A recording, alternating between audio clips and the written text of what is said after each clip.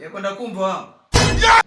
Ariko porepo ko wambwiye kuzansohokana muri no minsi mikuru tugiye gutangira 2024 wangenje ute kutashe koko Ngo ngusohokana.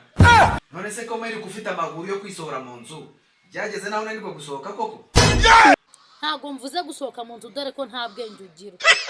Ngaho rero ufite ubwo bwenge sobanura uko gusohoka washakaga.